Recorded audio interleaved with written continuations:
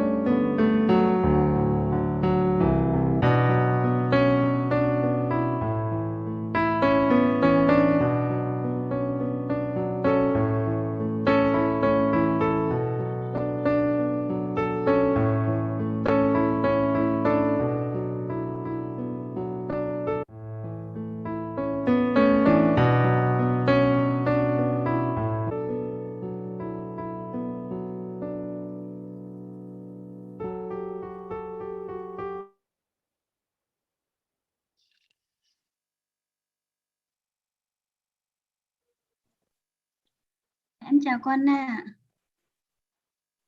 Cô Anna ơi. Dạ em nghe cô Hằng ơi.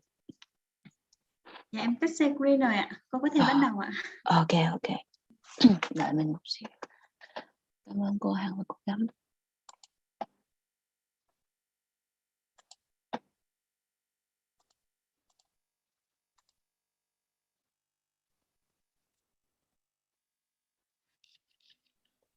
Rồi, ok. Mọi người nghe có rõ không ạ? Dạ rõ cô. Ok. Thì chào mừng mọi người đã quay trở lại cái lớp của chúng ta ngày hôm nay ha, lớp Vocabulary for IELTS buổi thứ 5. Thì hôm nay chúng ta sẽ học cái chủ đề về feelings and emotions. Sorry mọi người là my voice is not very good today, so during the class if anything is not clear, just please let me know. Nếu mà có gì không rõ thì mọi người cứ chat vào khung chat để báo mình nói lại ha. Sorry for my weird voice today. All right. So talking about feelings and emotions, we can recall a very famous cartoon. Khi nói về feelings và emotions thì chúng ta có một cái phim hoạt hình rất là nổi tiếng trước đây. Thì mọi người có nhớ đó là phim gì không? Các bạn có thể excuse me, có thể đoán được không? Mời mọi người gõ vào khung chat ha. Yes, Inside Out. Very good. So it's a very typical movie about humans and animals' emotions, right? So what emotions were there in the movie? Mọi người có thể nhớ sơ lại một số cái tên của những cái emotion mà chúng ta thấy đã gặp trong cái bộ phim đó không? Joy, yes. What else? Anger. It's the sorry, I'm looking for the noun. So it's joy, sadness, yes. Anger. Was that depressed? Disgust, yes. Anything else? There was a purple guy. What was his name? Cái bạn mà màu tím tím á, thì bạn đó màu gì? Sorry, bạn đó tên là gì? Anyone remember? All right, let's check. So we have Joy is the yellow girl over here. Anger is the red guy. Disgust is the green girl. Fear is the purple guy, and sadness is the blue girl.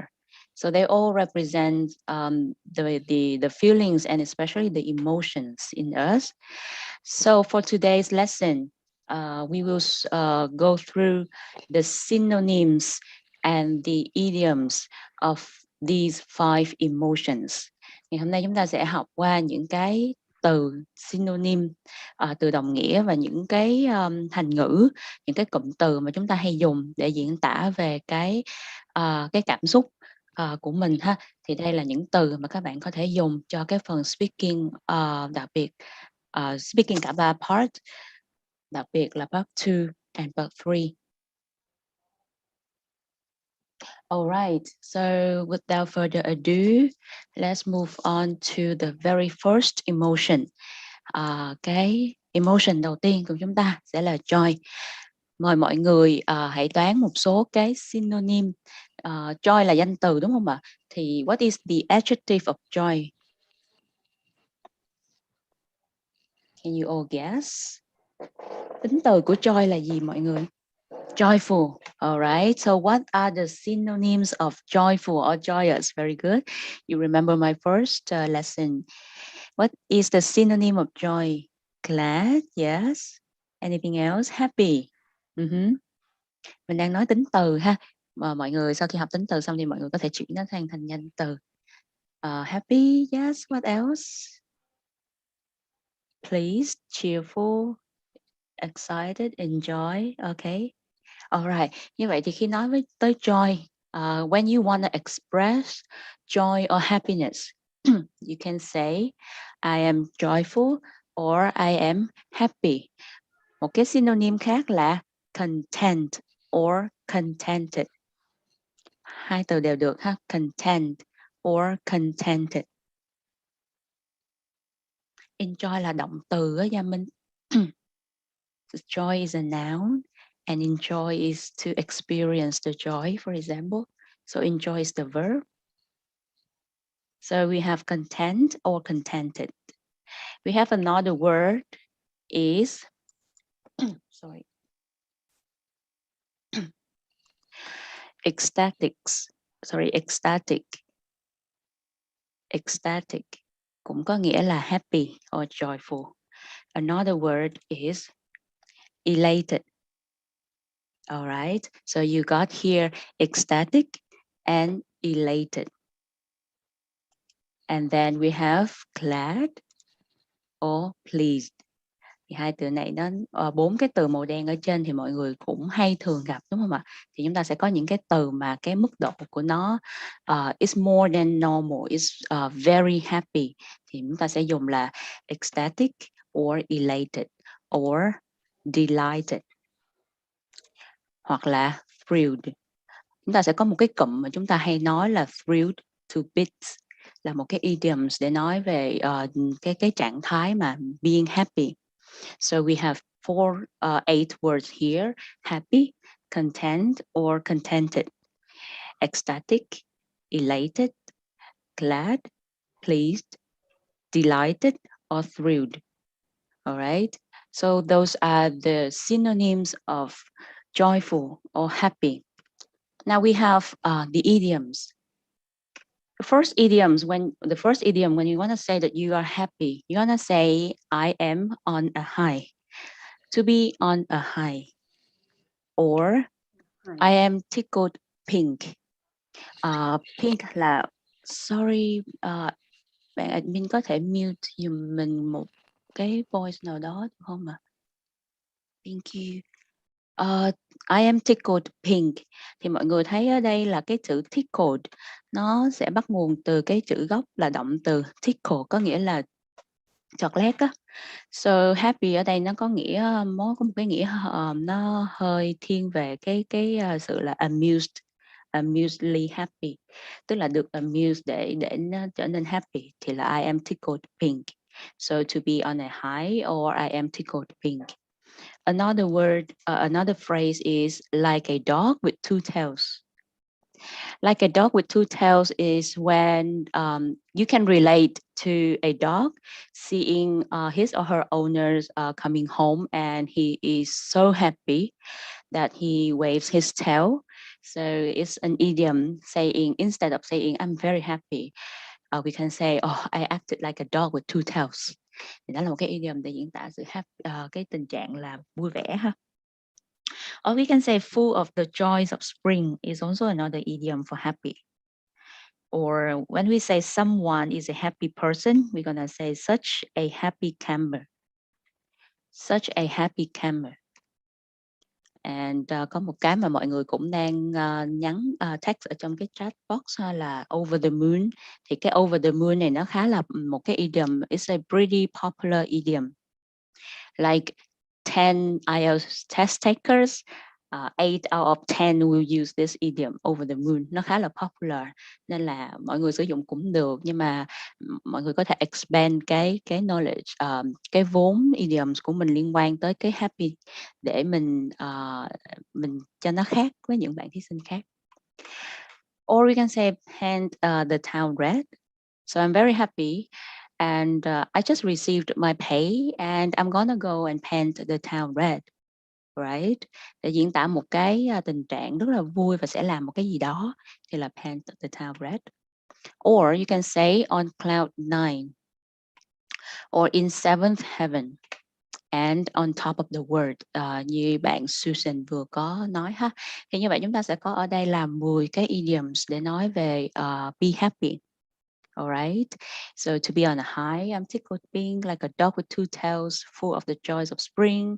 Such a happy camera over the moon, paint the town red on cloud 9 in seventh heaven and on top of the world. Thì những cái chỗ mà mình đóng ngoặc mở ngoặc á, thì có thể sử dụng hoặc không cũng được. All right. Mình quickly review ha. Rồi.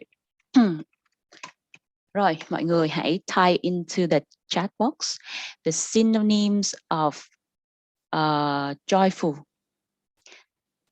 Chúng ta đã có những cái idioms, những cái adjectives mà để nói về cái happiness or joyful ha. Thì chúng ta có happy, content or contented. Chúng ta có something start with EC, yes, ecstatic. Something starts with EL, elated, yes. Glad, pleased. I'm pleased means I'm happy. Delighted or I'm thrilled. All right, now please make an example. Mời mọi người đặt câu ha. Make an example saying that you are happy because of something. Mình chưa nói tới cái idioms ở dưới ha, mình chỉ nói tới những cái tính từ ở trên thôi. Make an example saying that you are happy because of something. Tức là bạn phải nói một từ có nghĩa là happy và bạn sẽ giải thích là tại sao bạn happy. I am happy because I'm here, something like that. Nhưng mà bạn phải dùng những cái từ mà nó mới lạ hơn và đưa ra cái lý do. Oh, you are elated because today is your birthday. Happy birthday. Have a great day today, right?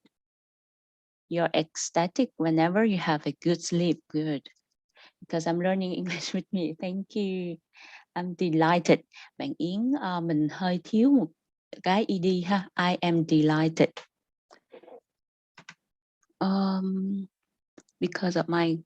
Because of my coming holidays. You're gonna take a day off or something? I'm so ecstatic to join the party. I'm like a dog with two tails because I had a good sleep.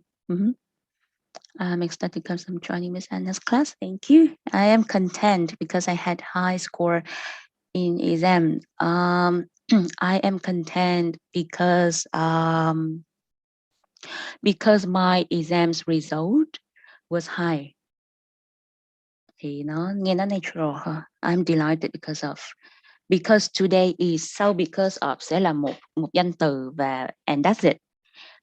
Còn nếu như mà sau cái because sau cái đoạn sau mà là today is Sunday là một cái vế câu rõ ràng rồi thì không dùng of nữa ha, chỉ dùng because thôi. I am delighted because I just bought a new dress. Thiếu mạo từ. I am delighted because I've just bought a new coat. Yes. I'm delighted because I can. Thôi đừng xài chữ delighted nữa mọi người. Mình hãy đổi qua những từ khác đi. I am ecstatic because it is raining. Oh, so you enjoy the rain? I'm on top of the world when he looks at me. I'm ecstatic since I learned with you. Thank you. I am contented because I bought 2 books at a cheap price or at a good deal. Mình sửa cái câu của bạn Trang Nguyễn một xíu ha. I am contented because I bought 2 books at a good deal or at a low price or something. Hoặc là I bought 2 cheap books thì nó sẽ đúng ngữ pháp hơn. Sorry, delighted because I can learn lots of idioms. Good. Do we need specific preposition? Yes, it depends. For example, you happy or you pleased with something. Nó sẽ từ từ thì sẽ có cái preposition đi theo. Free because I have just received this month's salary. Bỏ chữ my đi. Bạn Lê Hiền ha, mình bỏ chữ my. And this month's thêm cái sở hữu cách vào trong đó. This month's salary. I'm content because Anna is reading your sentence. All right, thank you. Okay, content. Okay, I'm thrilled with joy. Chữ thrilled nó đã có nghĩa là joyful rồi, nên thật ra thì cũng không cần phải thrilled with joy. I'm thrilled. It means you are joyful or you are happy because I will be joining the basketball club. The weather is warm on Sunday. I'm very happy because the weather là chủ ngữ số ít ha, nên là động từ theo sau đó phải chia số ít. Và on Sunday chứ không phải là in the Sunday. I have just got a big. I am contented because I've just got a big deal of something. So got then thì hình như nó hơi sai chỗ đó xíu. All right. Đó là những cái tính từ. Rồi, bây giờ tới cái idioms. Mọi người nhớ những idioms nào? Sorry, my voice is bad, but it's not COVID, so don't worry. It's just I'm having a sore throat. I tested already, so no worries. Like a dog with 2 tails, to be on a high, good. On cloud 9, yep. I am in 7th heaven, yep. Rồi, mời mọi người đặt câu với những cái idioms mà mọi người nhớ. Mình sẽ giấu cái này đi. Mọi người nhớ idioms nào thì mọi người đặt cho mình một cái câu. For example, I am over the moon when he came to see me. So I am very happy. Sorry, I was over the moon when he came to see me. For example, something like that. Mời mọi người đặt câu nhưng mà mọi người không dùng chữ over the moon tại vì mình đã đặt rồi. Mời mọi người.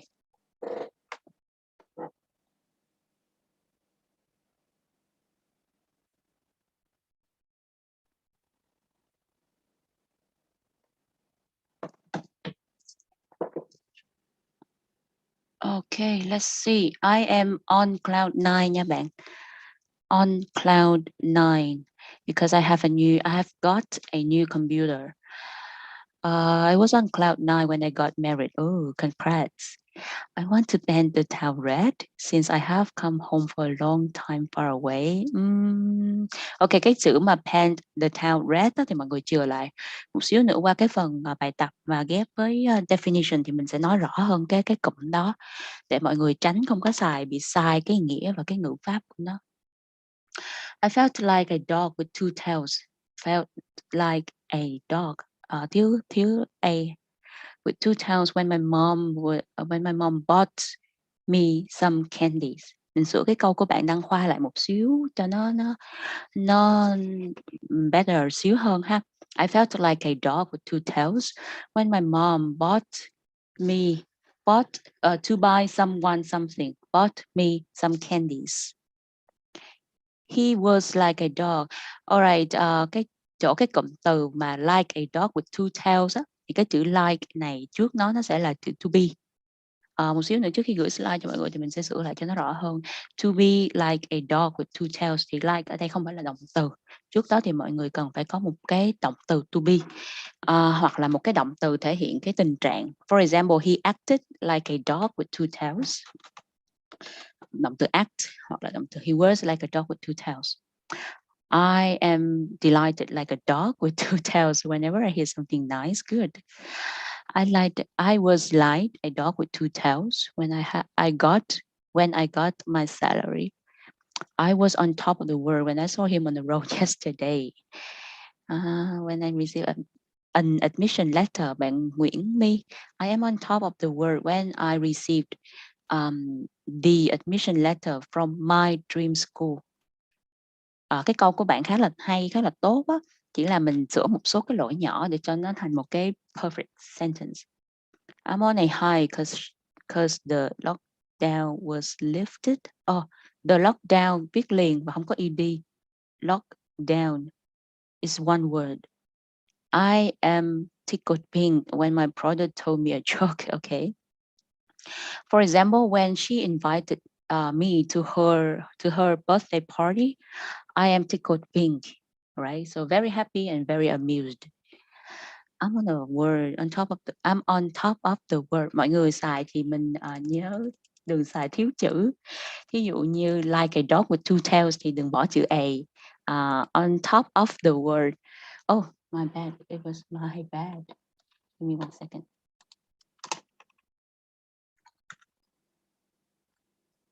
It was my typo. Let me share the screen again. All right. I'm on top of the word ha mọi người. Mọi người sửa lại giùm mình một xíu, chỗ đó mình có cái typo. So sorry.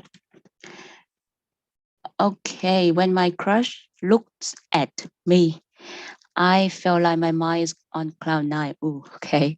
We were gonna get a high score in the exam. Very good. She was like a dog with two tails when she got the high score. Chỗ đó có một cái typo nhỏ như chữ T. I want to paint the town red. Good. Was over the moon when I received a job offer from that Japanese company. Bạn mới mention cái Japanese company lần đầu á, bạn Nguyệt Xuân. Thì bạn mình không nên dùng chữ the ha. Ví dụ như from that Japanese company, mình nên định danh nó trước. I acted like a dog with two tails when I saw her again after a long while. Since the first time I met her, I have been full of the joys of spring. Good.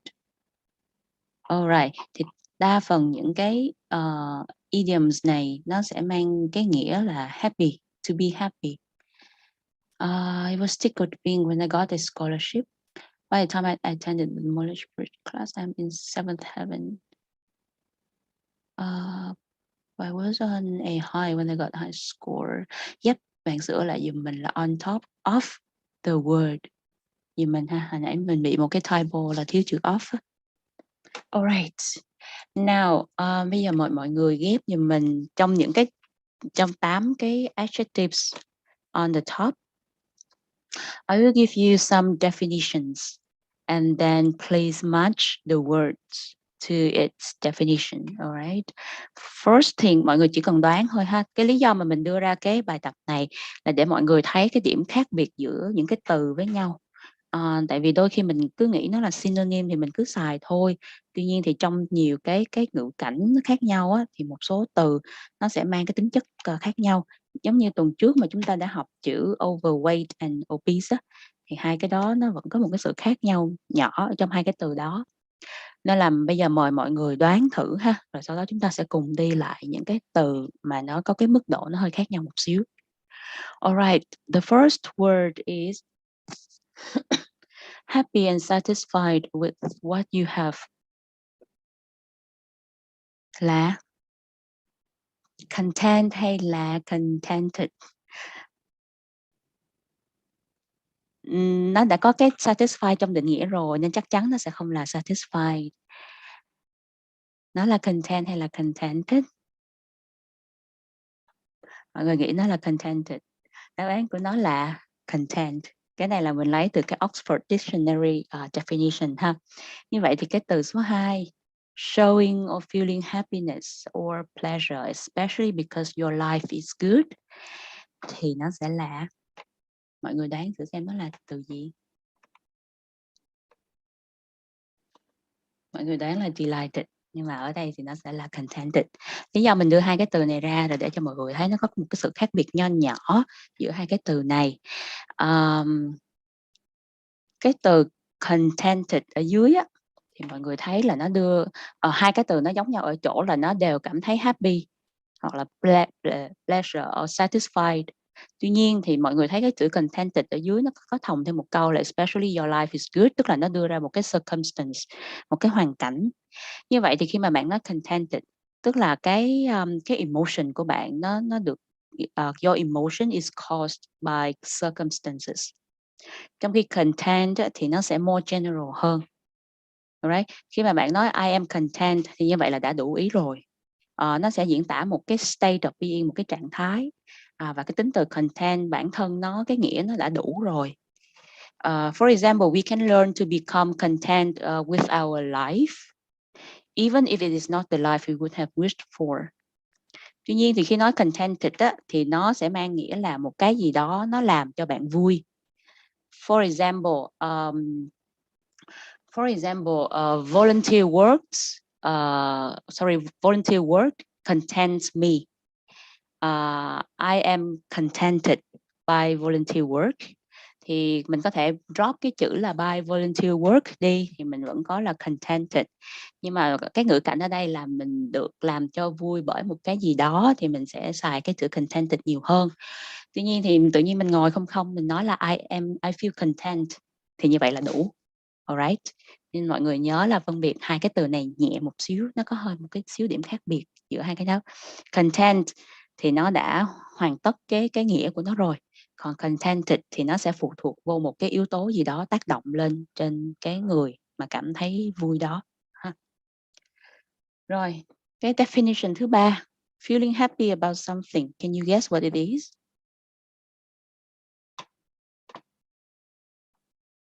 Elated, maybe. Glad. Enjoy. Đáp án của mình ở đây là pleased. Alright, pleased. Từ thứ tư là pleased or happy. Thì nó sẽ là chữ gì? Glad, very good. Như vậy thì nó giống như là một cái synonym, nhưng mà trong cái glad đó, nó sẽ bao gồm là pleased ở trong đó luôn. Nhiều khi bạn thấy happy nhưng mà bạn vẫn chưa thấy hài lòng chẳng hạn. Yes. Tuy nhiên thì cái sự khác biệt nó không quá nhiều. Mình chỉ muốn list ra để các bạn hiểu hơn về cái từ đó thôi. Tuy nhiên thì các bạn xài qua xài lại với vai trò là từ đồng nghĩa thì vẫn được ha.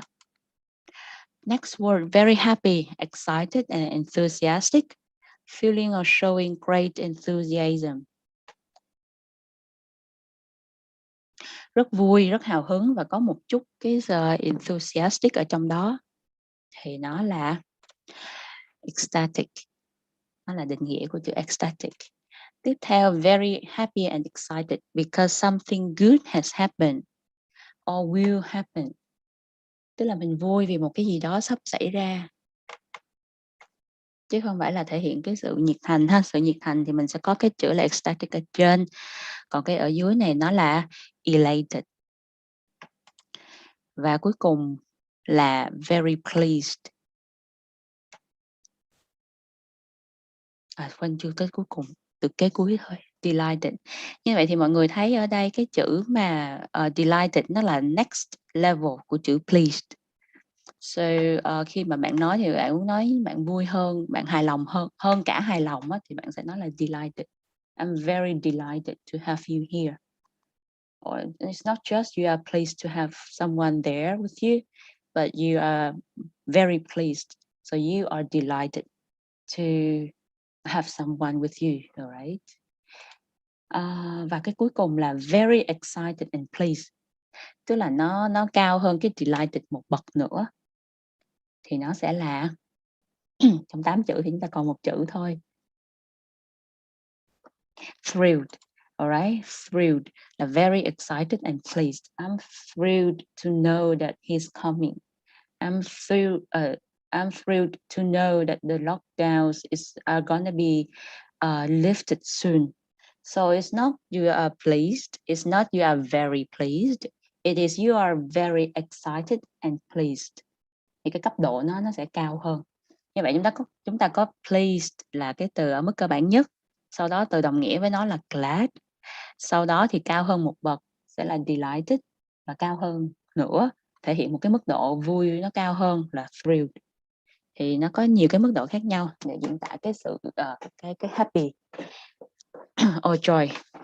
Rồi mình nói tới các cái idioms ha. Thì trong số các cái idioms mà lúc nãy chúng ta học á, thì sẽ có một số cái idiom mà mình cần mọi người make clear hơn. Mọi người đoán thử. Why it's not running? Oops, I show it. So the first one is very happy or amused. Thì cái idiom của nó sẽ là I'm tickled pink. I am tickled pink. Thì như lúc nãy mình nói ha, chữ tickle có nghĩa là chọc lét á, cù lét á. Nên là trong cái nghĩa của cái idiom này nó có nghĩa là nó có bao gồm một cái amusement ở trong đó. I am tickled pink. Ví dụ như bạn được mời tới một bữa tiệc, I'm invited to a birthday party and I am tickled pink. I'm happy and I'm amused. Alright. Thứ hai, a comfortable or contented person. Comfortable or contented person. Cái cụm từ nào để nói đến một người comfy and contented?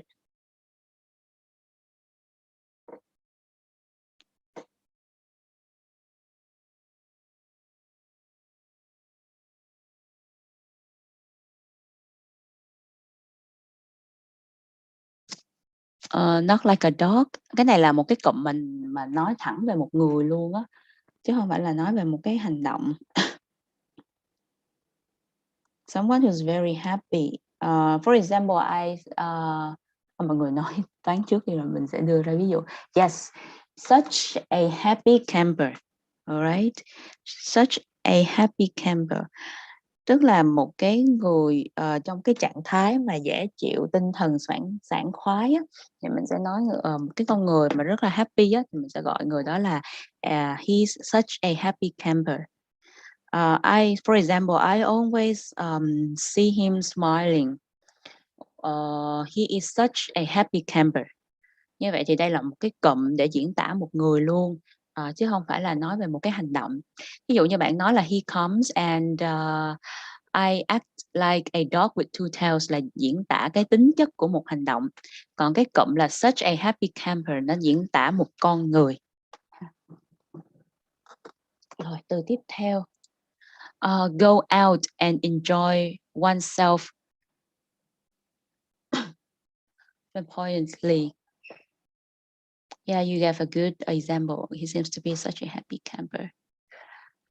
Why? Bạn nói thì nên khi mà mình đưa ra những cái đặt câu á, thì bạn nhớ thêm một chút cái details ở đằng sau, kiểu như là cho nó explains itself á. Thì cái câu của bạn nó sẽ trọn vẹn cái ý nghĩa hơn đối với kỳ thi IELTS ha. To go out and enjoy oneself.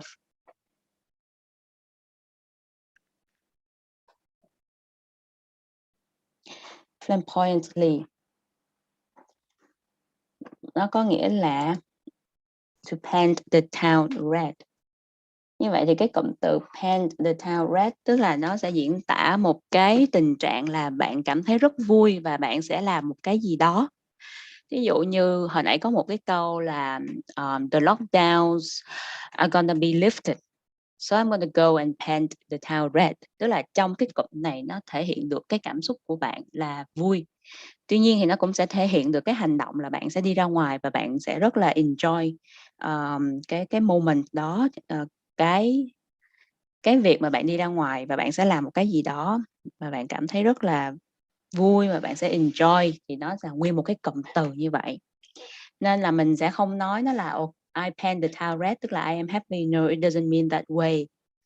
When you say that I'm gonna go and paint the town red, it means that you are very happy and you are gonna go out and enjoy yourself. Một cái ví dụ rất là điển hình cho cái câu này mà bạn có thể sử dụng ha là okay, we've been in a very stringent and long lockdown. Lockdown means you stay at home because of COVID. The government stopped you from going out. We call it lockdown. we've been home for a long time because of the lockdown, and I heard that it's gonna be lifted. Then I'm gonna go and paint the town red because this is such an exciting news for me. I'm gonna go and paint the town red. All right. So it means you're happy and you're gonna go out and enjoy yourself. All right. So mời mọi người đặt một câu ví dụ với ba cái cụm này. Given the lockdown, you felt frustrated, but now you can paint the town red. Good.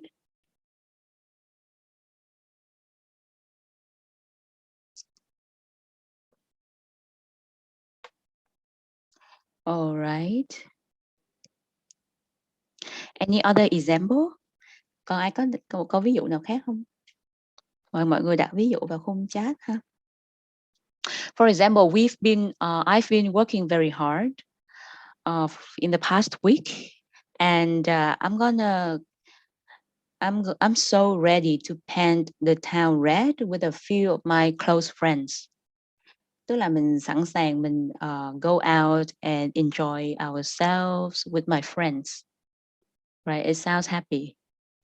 I'm going to paint the town red because I passed the IELTS test. Okay, you're gonna celebrate much? I graduated, so I'm gonna celebrate and paint the town red. My football team won the game. We want to paint the town red. All right. Very typical of football fans. Because of the lockdown, I felt sad. I felt sad as ever. But now the news said the lockdown will be lifted, so I am going to paint the town red.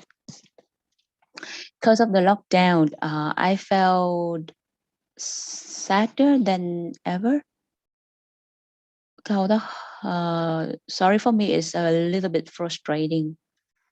He seems to be such a happy camper because he's always smiling, has a positive thinking. When I get my home from Da Nang, when I get home from Da Nang, I will go to paint the town red.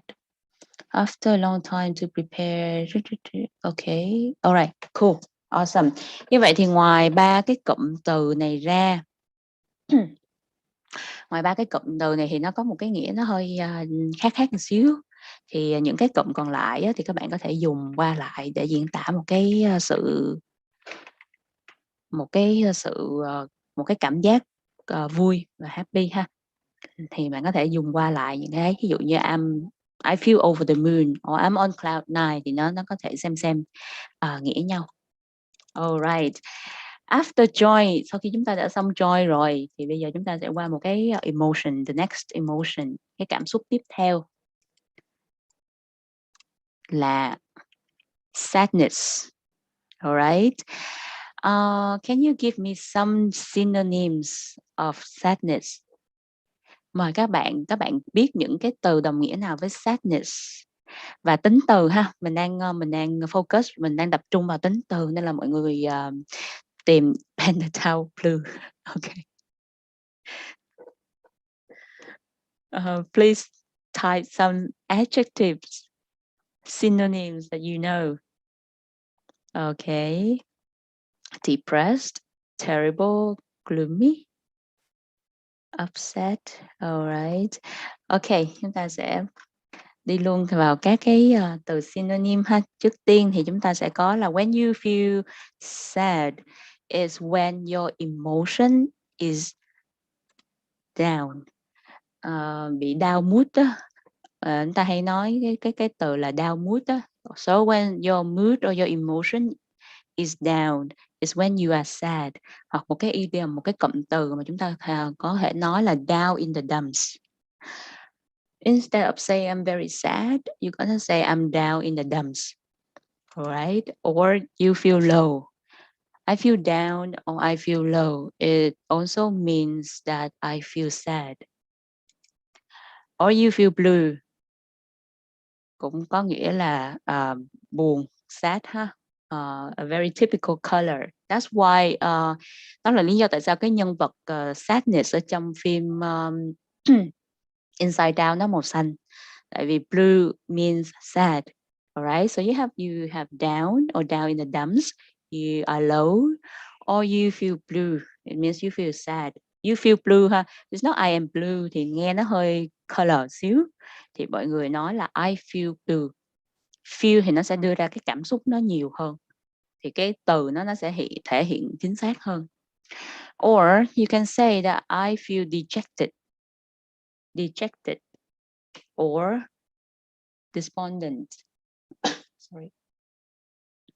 Dejected or despondent or melancholy. Melancholy. Những từ này là những từ mà thường thì mọi người chúng ta rất là ít thấy informal speaking xài. Tuy nhiên thì khi thi IELTS thì những từ này là những từ ở level cao hơn xíu. Right? Melancholy. Melancholy ở đây là danh từ. It's a feeling of being very sad. You call it melancholy. Right? Or heartbroken. Heartbroken.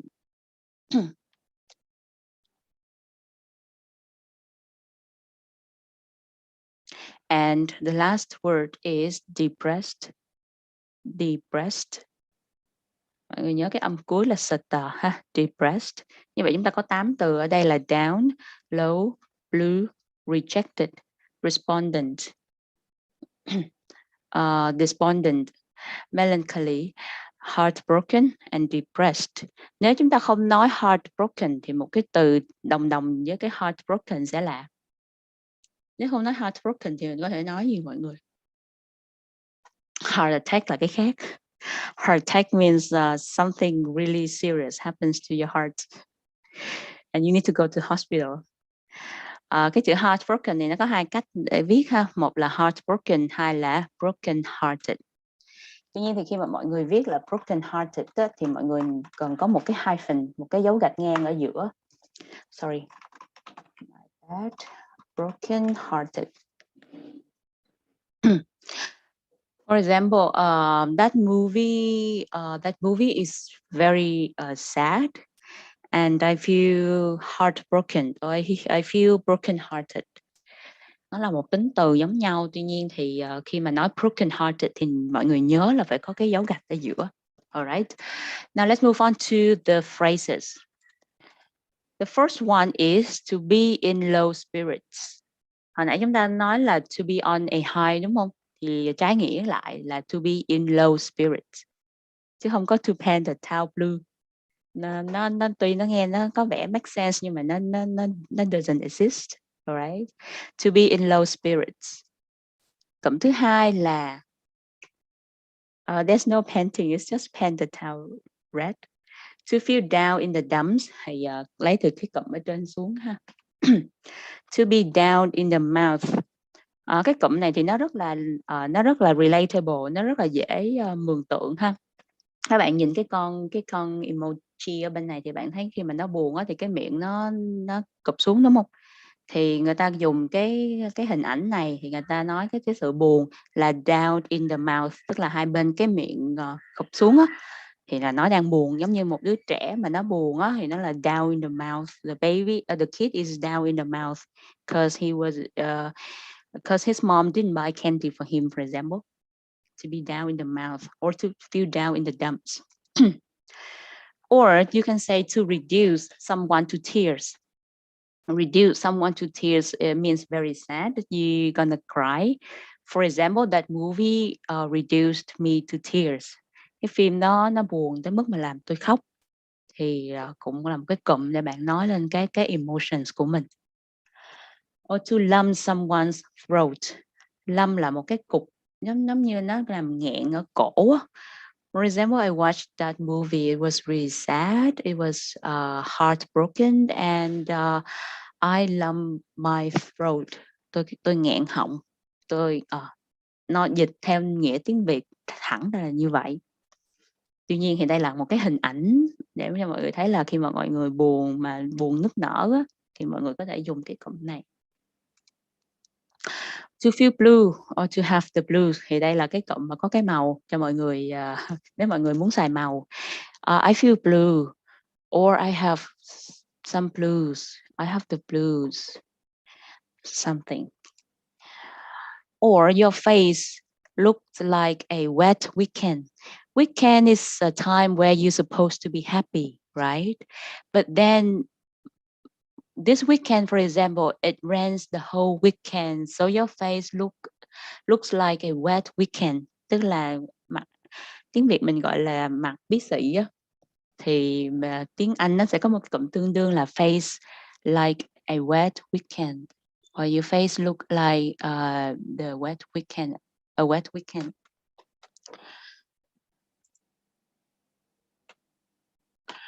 Mình thấy có một bạn hỏi mình 2 lần là can it be paint the towel black? I don't know. I've never seen that terms. You can Google and let me know if there is such a term, right? Thank you.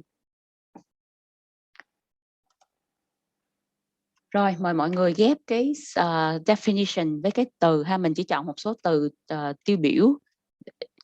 Why you show yourself?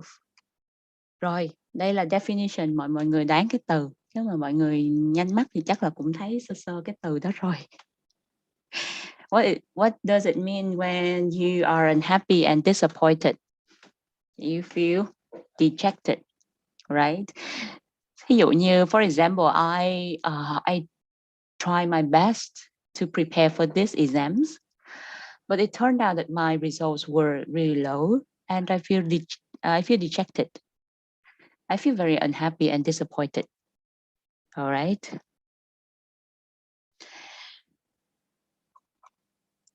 Oh, why you are moving forward? Okay, next term. You feel extremely sad because of something that has happened.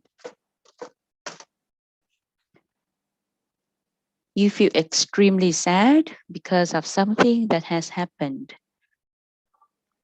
Rất là buồn thì chúng ta sẽ nói từ gì? Heartbroken. Okay. You didn't sneak, did you? Từ ở đây chúng ta sẽ là heartbroken. Và cái từ synonym của nó mà lúc nãy mình có nói là gì? Mọi người có nhớ không ạ? Một cái synonym mà viết ngược lại very good, excellent is broken hearted. So heartbroken or broken hearted. Thì như mọi người thấy khi mà đảo cái đó lại thì chúng ta có 2 cái thêm là cái dấu gạch ngang và chữ ed ha. Heartbroken and broken hearted. All right. Sad and without much hope. When you are sad and you don't have much hope, you're gonna say you are. Không, đang tính từ bạn chưa có qua tới cái idioms. Despondent, okay, despondent. Như vậy thì chúng ta thấy cái từ dejected nó có nghĩa là không vui và thất vọng thôi. Nhưng mà cái despondent thì nó cao hơn một bậc, là nó bắt đầu không có nhiều hy vọng lắm rồi. Alright. Từ tiếp theo là feeling of being very sad that lasts for a long time and often cannot be explained. It is good, melancholy. Một cái cảm giác mà rất là buồn trong cái khoảng thời gian dài mà không thể giải thích được á, thì mình sẽ gọi nó là melancholy. It's one of the signs of depression.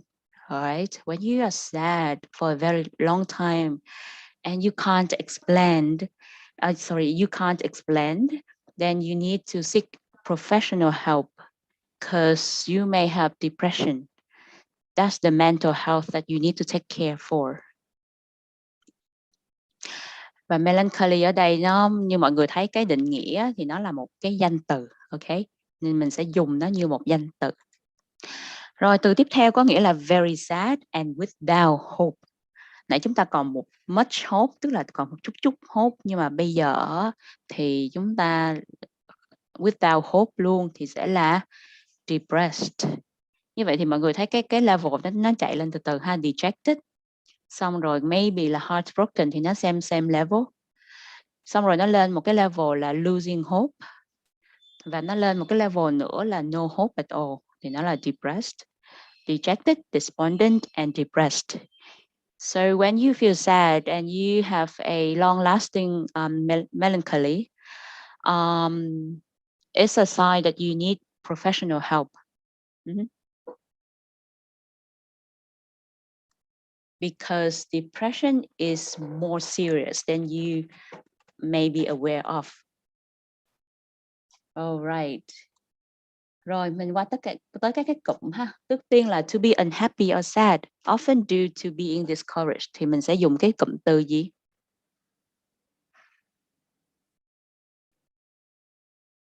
All right, I got your terms, but it's not really related to today's lesson. So I got noted. Thank you. To be unhappy or sad, often due to being discouraged, thì mình sẽ dùng là to be in low spirits.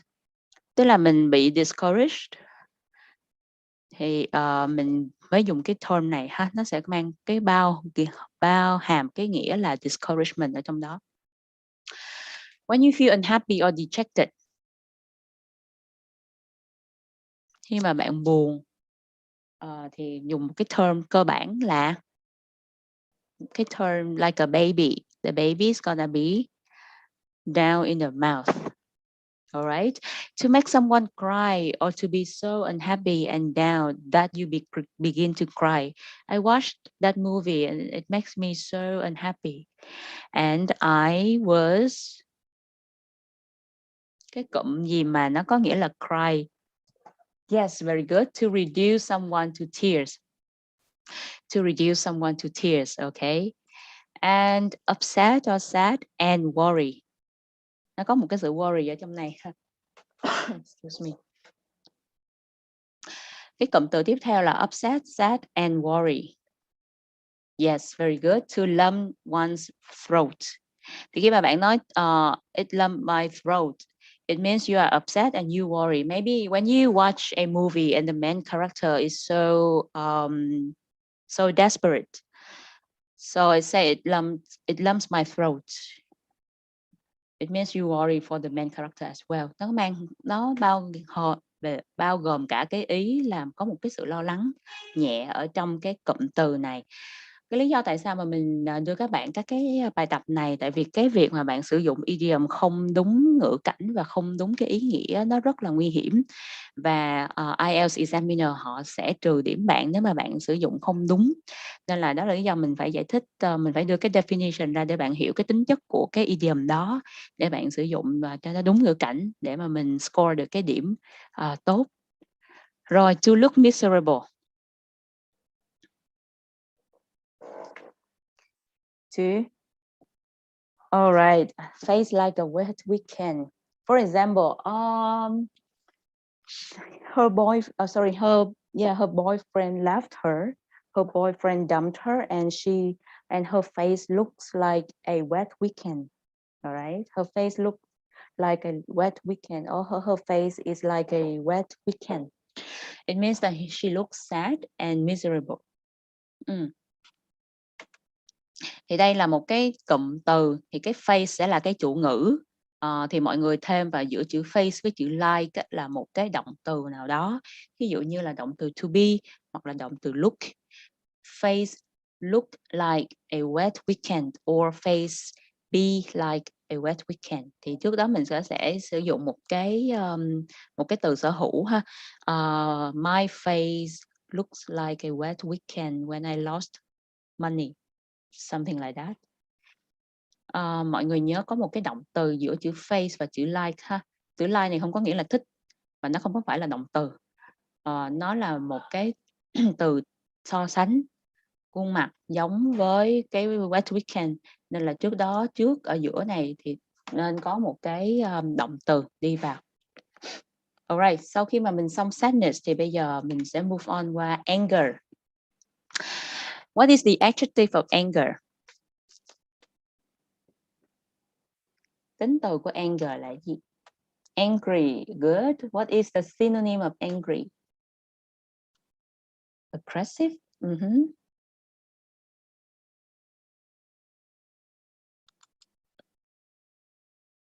Frustrated. Một cái từ đồng nghĩa rất đơn giản của angry thôi. Mọi người có thể đoán ra được không? Mad, very good, excellent, thank you, mad. Hoặc là chúng ta sẽ có những từ đồng nghĩa khác, ví dụ như irate. Irate cũng có nghĩa là angry. Crazy thì not really means angry. Alright, irate. And then we have the word annoyed. He is really annoying. I feel annoyed. Right, annoyed. Ngoài ra chúng ta sẽ có từ đồng nghĩa với annoyed là irritated. Irritated. Or cross. Cross ở đây là tính từ ha mọi người. Cross cũng có nghĩa là annoyed or angry. Ngoài ra chúng ta sẽ có từ là vexed. Vexed. Ở đây tất cả đều là từ đồng nghĩa ha. Và enraged. Enraged. Or wrathful. Ở đây cái chữ wrathful này mọi người lưu ý là cái chữ W này tuy nó viết là W nhưng mà mình không đọc là W. Không có cái âm W ở trong đó ha. Mà nó sẽ bắt đầu từ cái chữ letter R này luôn. Mà mình sẽ bắt đầu là wrathful. So no wrath. Không có W R ha. Mà là wrathful. Wrathful là very angry. Extremely angry. Like we have a movie named The Wrath of the Titans. Thịnh nộ là wrathful. And then we have fuming. Fuming. And outraged. Outraged. Thì tất cả những từ này đều dùng để thể hiện cái status, cái tình trạng là mình đang tức giận, đang rất là angry. For example, khi mà bạn thi IELTS speaking thì thay vì bạn nói bạn tức giận vì một chuyện gì đó thì bạn có thể xài những cái từ này vào. Tuy nhiên thì tương tự những cái từ trước ha, nó sẽ có những cái mức độ khác nhau để bạn diễn tả cái tính chất của cái sự tức giận mà bạn đang có. Ngoài ra nó cũng sẽ có rất là nhiều từ khác, nhưng mà trong cái buổi học ngày hôm nay thì mình sẽ chỉ giới thiệu cho bạn những từ này thôi. Rồi, thì qua tới cái idiom thì bây giờ chúng ta sẽ quay lại màu một xíu. Lúc nãy chúng ta có cái cụm từ là to be very happy and then you go out and you enjoy yourself, thì mình sẽ sử dụng idiom gì mọi người nhớ không? Anyone remembers? Paint the town red, right? You happy, you go out, you enjoy yourself. Paint the town red. Thì cái red nó cũng có một cái cụm từ trong cái phần anger mà nó cũng có liên quan tới từ red. Đó là to see red. To see red.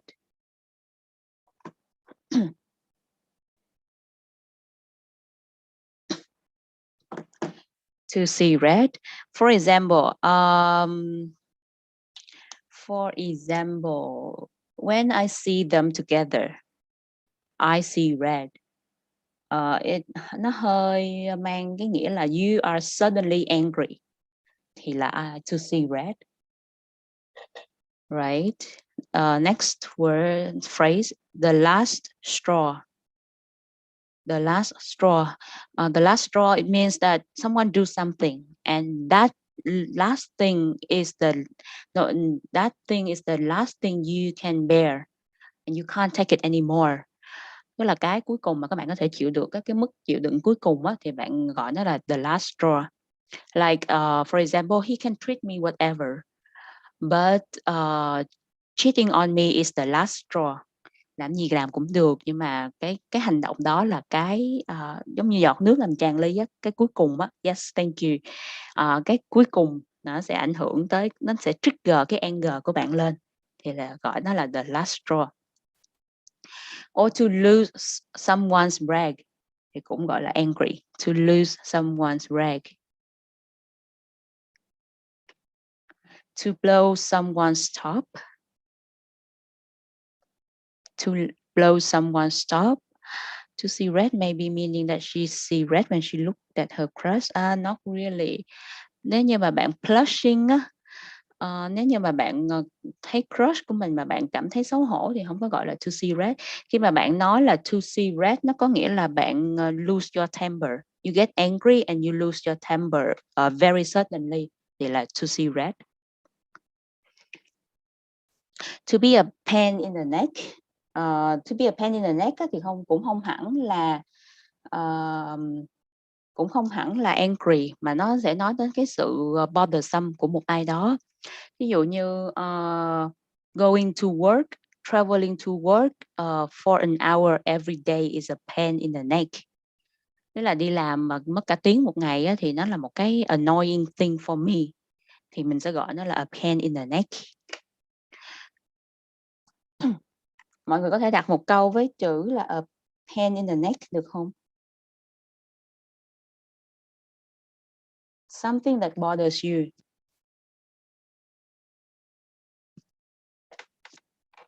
Can you make an example of something that bothers you?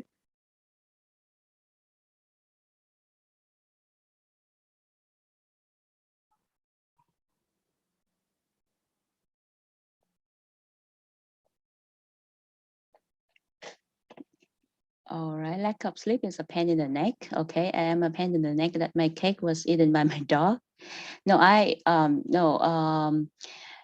Quay lại cái câu này một xíu ha. My cake was eaten by my dog and it was such a pain in the neck. Khi mà bạn nói I am a pain in the neck, it means I am annoying. Tức là bạn tự nói bản thân mình là annoying, bothersome. Mình sẽ dùng cái cụm từ là a pain in the neck để diễn tả một cái gì đó, nó là một cái sự phiền hà cho bản thân của cái người nói, hoặc là cho cái bản thân của cái người mà nhận cái việc đó. So I was assigned too much work. It was a pain in the neck. Cái việc mà too much work đó nó là pain in the neck. Waiting at the airport part is a pain in the neck. Sending a lot of messages is a pain in the neck. Good. All right. Rồi, cụm từ tiếp theo là to wind someone up. Cũng có nghĩa là anger. And then to drive someone up the wall. Cũng có nghĩa là get angry. And to fly off the handle. Và một cụm nữa là to be at the end of someone's tether. Cái cụm từ cuối cùng này, sorry, nó sẽ đồng nghĩa với cái cụm là the last straw. Nó đồng nghĩa với cụm là the last straw ha. To be at the end of someone's tether. Alright. Rồi mình ôn lại nhanh cái phần anger này một xíu ha. Mọi người hãy note lại những tính từ đồng nghĩa với angry giùm mình vào phần khung chat. Mad. Mad là từ đơn giản, mọi người đừng xài từ đơn giản nữa. Hãy xài từ nào mà ít người biết, mà bạn chưa biết. Good. Alright. Awesome. Như vậy chúng ta có mad, irate, annoyed, irritated, cross, vexed, enraged, wrathful, fuming, and outraged. Right. Rồi những cái idioms mà diễn tả một cái tình trạng giận dữ. To see red, the last straw. Alright.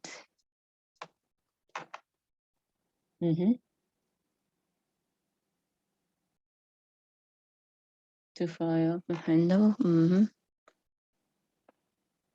Rồi hãy cho mình một cái cụm từ mà nói lên cái gì đó nó phiền với mình. Nó phiền với bản thân mình. Yes, to be a pain, không có T. A pain là cái nỗi đau á. A pain in the neck là đau ngay cổ. To be a pain in the neck. All right, good. Let's move on so we can get to the exercise soon. Rồi, mọi người ghép từ với lại cái definition nha. Từ đầu tiên là annoy or angry thì nó là định nghĩa của từ gì? Mọi người đoán thử nha. Irate, mad. Từ ha, không phải là cụm từ. Đây là định nghĩa của từ irritated. Thay vì nói là annoyed or angry thì mình sẽ nói nó là irritated. Alright. Rồi bây giờ lên một level, thay đổi level một chút xíu là annoyed or quite angry. Hơi bực mình sorry, bực mình và hơi giận một xíu thì mình sẽ sử dụng từ là not vexed, cross. Cross thì như mọi người thấy ở đây nó là quite angry, thì cái mức độ nó hơi một xíu thôi, gọi là cross. Very angry thì chúng ta sẽ dùng từ là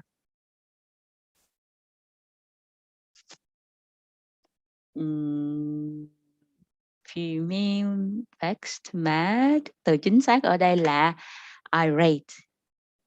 Irate. Alright, như vậy chúng ta sẽ có 3 cái mức độ là irritated, cross và irate. Từ tiếp theo, to make somebody very shocked and angry. Nó có bao gồm chữ shock ở trỏng ha.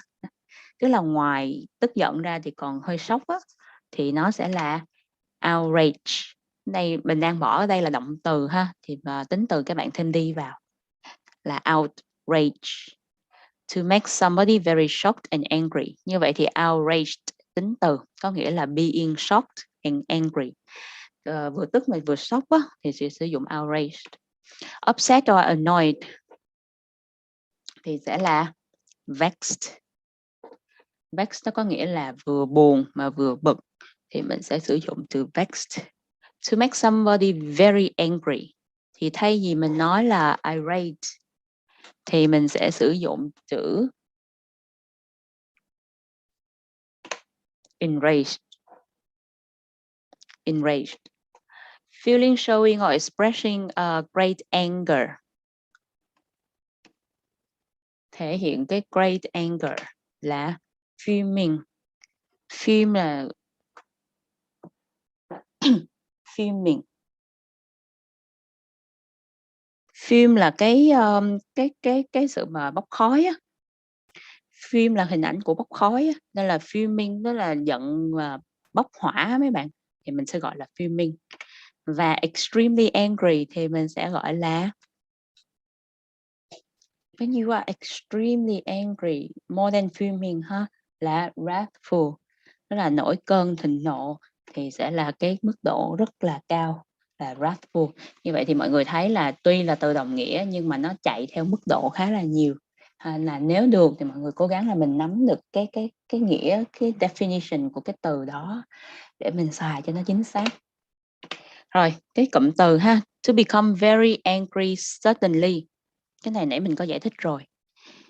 Có ai nhớ không? Cụm từ to become angry suddenly. To see red, very good.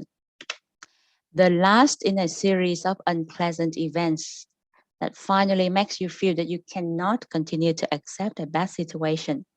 The last straw.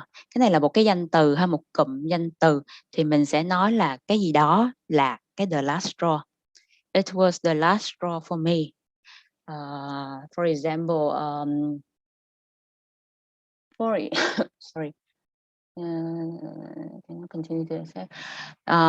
Giống như cái example lúc nãy mình có nói ha, he can treat me whatever, but cheating on me was the last straw. Như vậy thì một cái gì đó, một cái vật, một cái việc gì đó cộng với động từ to be cộng với the last straw. Alright. Bothersome, cái cụm gì mà có nghĩa là bothersome mọi người? Annoying or bothersome. Yes, very good. To be a pain in the neck. Như vậy thì cái này nó không có nói lên sự giận dữ, mà nó nói lên cái tính chất của cái vật hay cái sự vật hoặc cái sự việc ha. Nó gây phiền hà đến mình thì mọi người sẽ sử dụng cái cụm này. For example, preparing for IELTS is such a pain in the neck. It's very bothersome for me. Right? To annoy someone. To annoy someone thì mình sẽ sử dụng cụm từ gì? Can you guess?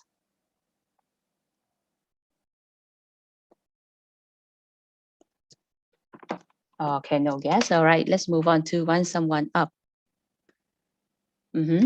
And to lose one's temper. Thay vì nói là I lost my temper, tôi nổi giận. I lost my temper thì mình sẽ nói là to blow someone's top.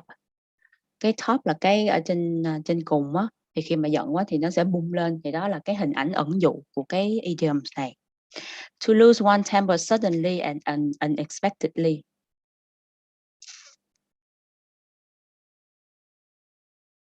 Lose temper suddenly and unexpectedly, yes. To fly off the handle. Như vậy mọi người thấy cái cụm này nó khá là gần nghĩa với cái cụm đầu tiên ha, to see red. And the state in which one is not able to deal with a problem. Không thể handle được cái problem nào đó. So angry, so frustrated thì mình sẽ nói là to be at the end of one's tether. Nó hơi nhiều quá nên là mọi người về thì mọi người cố gắng là mình review lại các cái cụm này ha. Rồi, mình vẫn còn một cái emotion nữa là fear. Tuy nhiên thì do là sau 3 giờ rồi nên nếu mà bạn nào có việc thì mọi người có thể leave meeting và mình có thể xem cái recording lại sau. Thì cái phần sau của lớp ngày hôm nay thì mình sẽ đi qua cái emotion là fear và mình sẽ mời một số bạn để practice cái IELTS speaking. Hôm nay mình sẽ có đổi một cái mình đổi cái quy trình lớp một chút xíu là mình sẽ không làm cái bài tập activity khác mà mình sẽ mời một số bạn để làm live cái speaking demo và mình sẽ feedback cho các bạn. Rồi, chúng ta sẽ đi tới phần fear. Fear thì là danh từ. Như vậy thì tính từ của fear là gì? Any guess? Nếu như các bạn nói là bạn sợ một cái gì đó thì các bạn sẽ nói như thế nào? Fearful. Tính từ là fearful hoặc là you are scared. Alright? Are you afraid of something? Như vậy thì chúng ta sẽ có những cái synonym của fearful là scared or afraid or anxious. Anxious cũng là cái cảm giác thuộc về cái category là fear. Alright? And frightened. Frightened. Panicked. Panicked. Hoặc là chúng ta có panicky. Panicked or panicky. Alright? And startled. Petrified. And terrified. Thì những từ này nó là những từ mà nó cùng nghĩa với từ scared or fearful. Alright. Startle nó hơi có nghĩa là surprising một xíu. I was taken aback. I was surprised and scared. Thì mình có thể gọi nó là startled.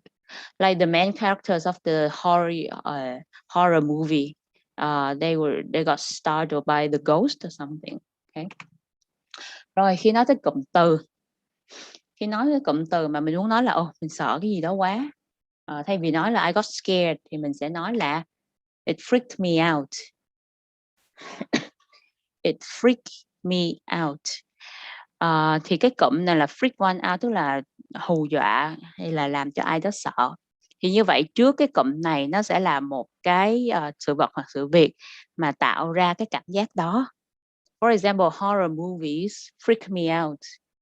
Or his appearance freaks me out. Tự nhiên xuất hiện là mình sợ chẳng hạn thì gọi là freak one out.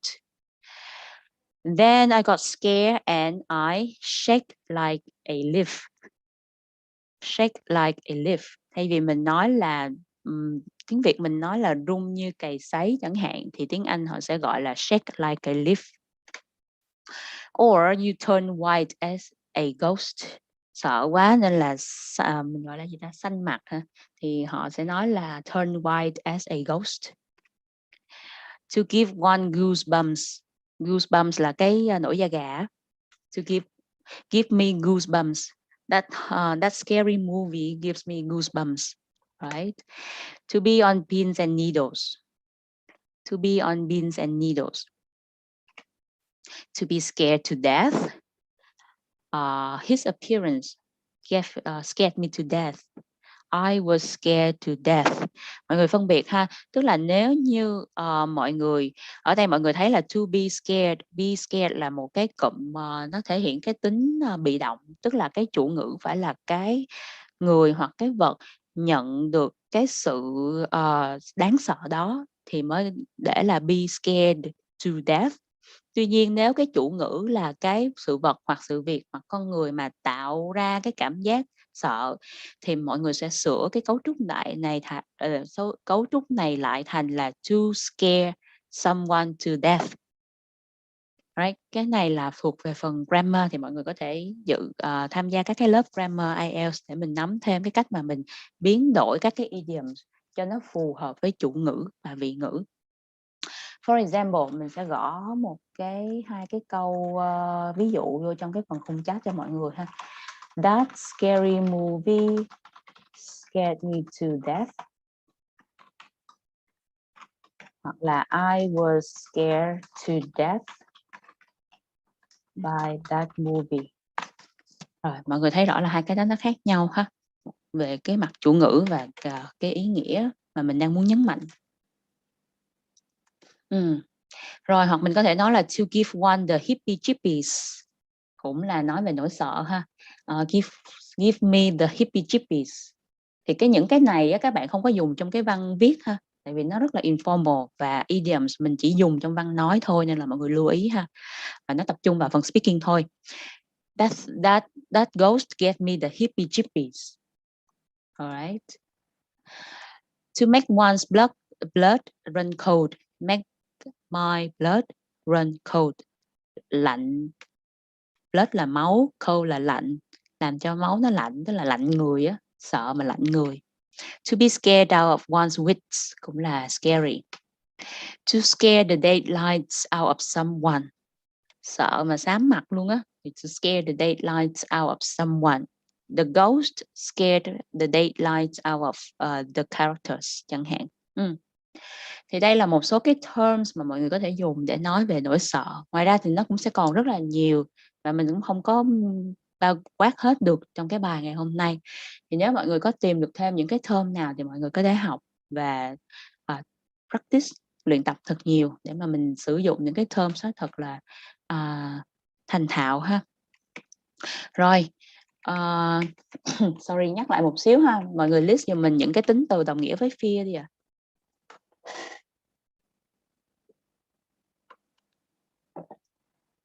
Scared, anxious.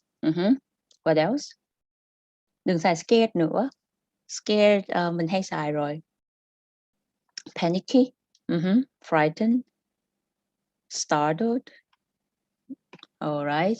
Chúng ta sẽ có những từ hay dùng là scared, afraid, anxious, frightened, panicked, panicky, startled, petrified and terrified.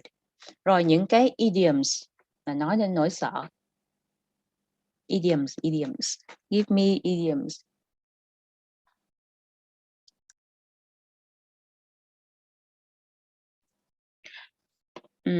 To be on pins and needles. Mọi người hãy nghĩ tới cái cụm, chúng ta có cái cụm từ là to be on pins and needles.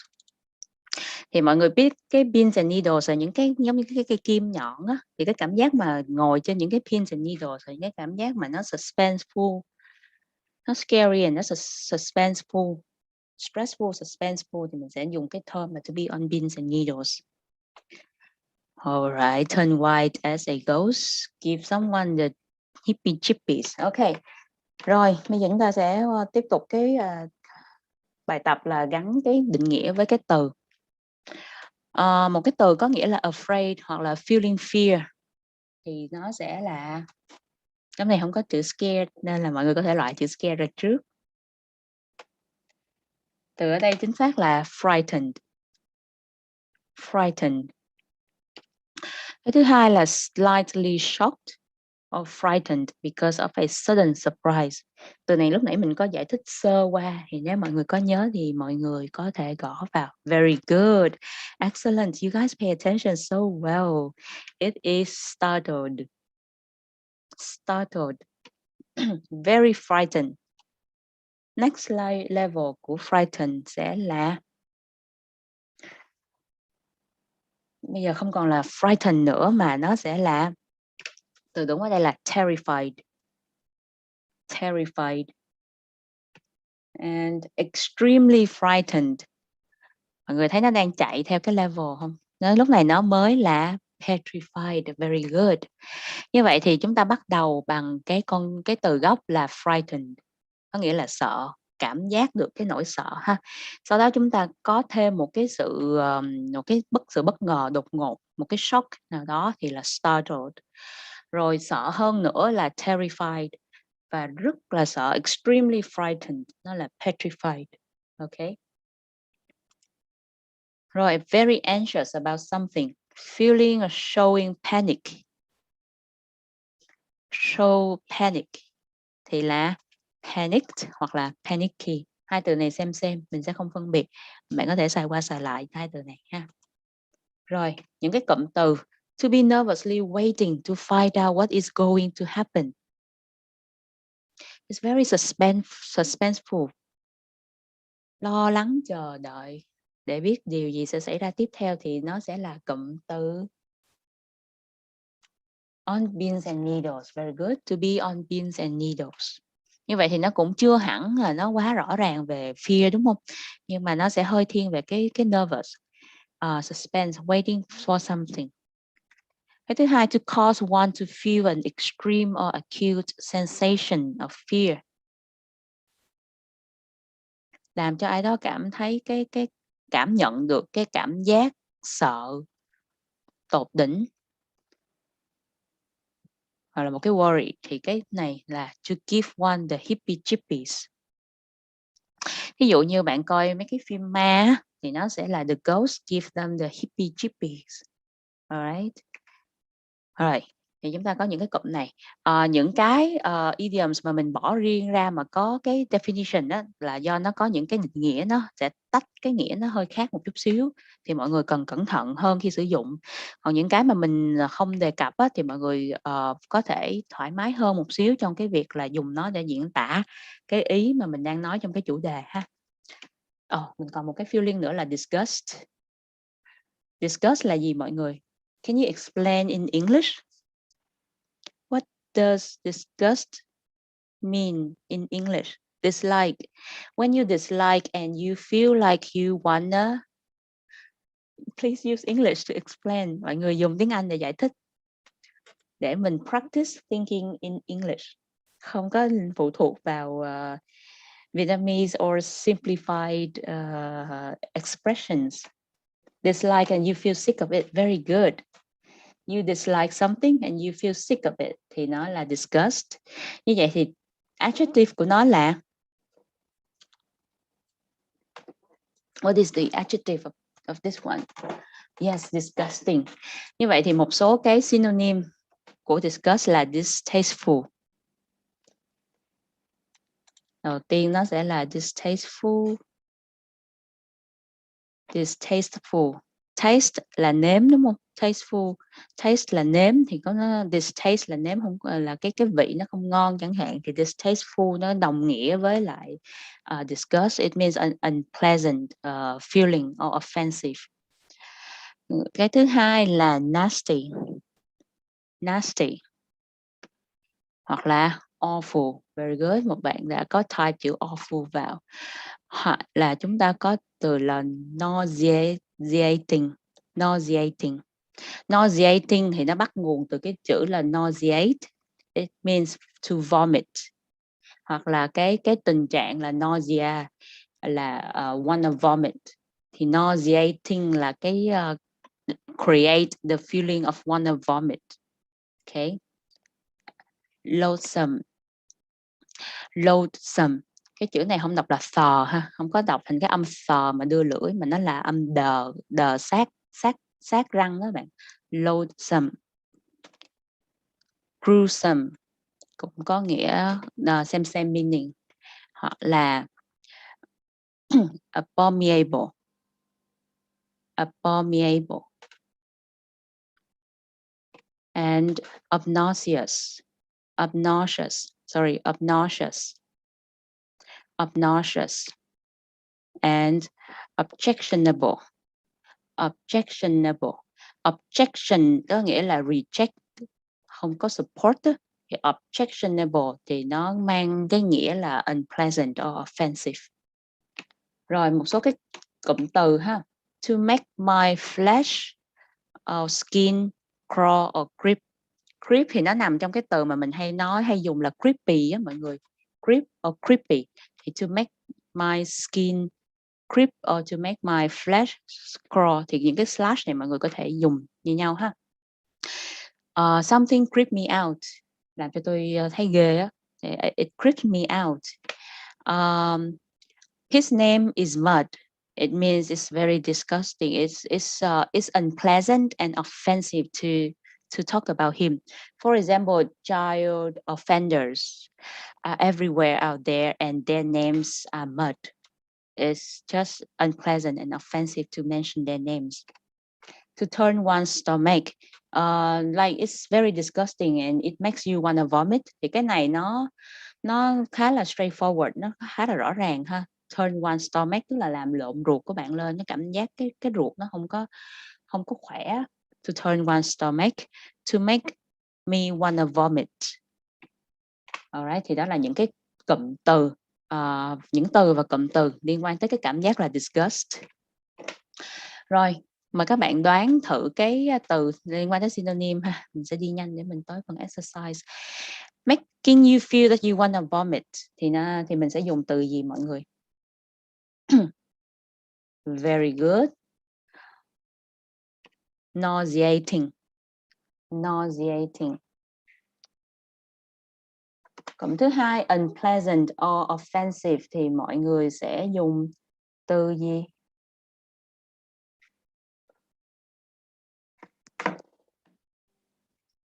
Mọi người nghĩ ở đây nó sẽ là, ở đây nó là distasteful.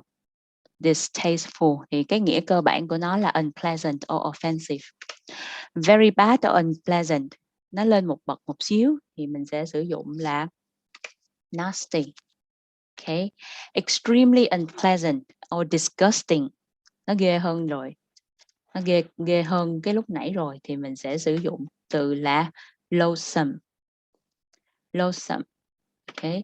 Unpleasant or offensive đồng nghĩa với distasteful, đồng nghĩa đồng level với distasteful thì sẽ là objectionable. Objectionable. Very unpleasant and filling you with horror, give you horror ha. Và because it is connected with death or injury, khi liên quan tới bị thương hoặc là tử vong á, và làm cho bạn sợ và cảm nhận được cái horror thì mình sẽ sử dụng chữ là gruesome. Very good. Có một số bạn đã đoán được đó là chữ gruesome. Extremely unpleasant and causing horror. Nó không nói rõ ràng hơn là liên quan tới death injury gì hết, nhưng mà cái mức độ của nó cao hơn gruesome thì mình sẽ sử dụng từ là hơi sai chính tả một xíu. Bạn Nguyễn My, abominable. Very good. Abominable. Oh, I have a typo there too. Đó là AB, not AD ha mọi người. Abominable. Lát mình sẽ sửa lại trước khi gửi slide cho mọi người. Abominable. Và cuối cùng, extremely unpleasant, especially in a way that offends people. Cảm giác là khó chịu mà người ta cảm thấy là bị offend luôn á, thì mình sẽ sử dụng từ là obnoxious. Obnoxious.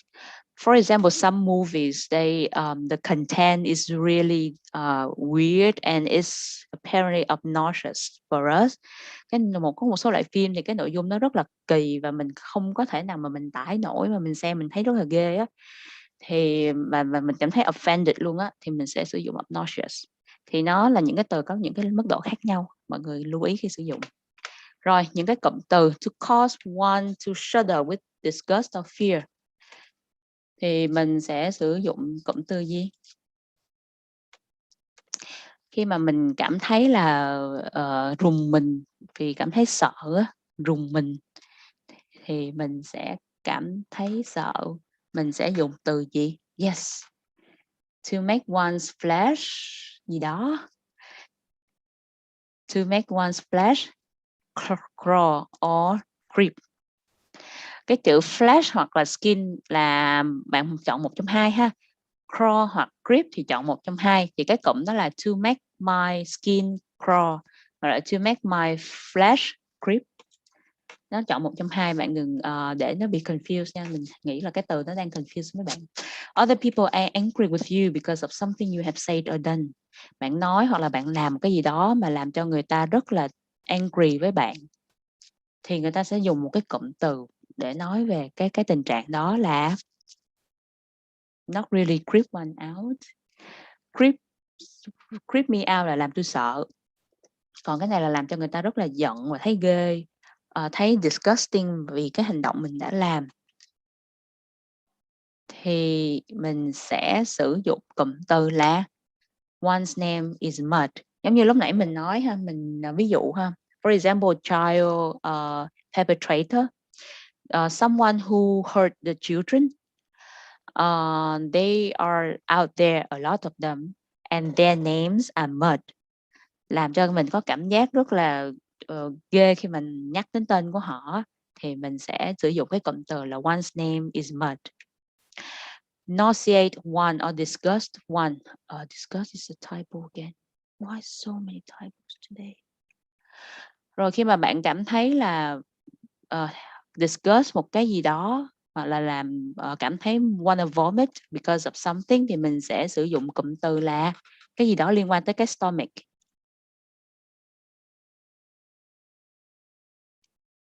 Something relates to stomach. To turn one's stomach, very good, all right.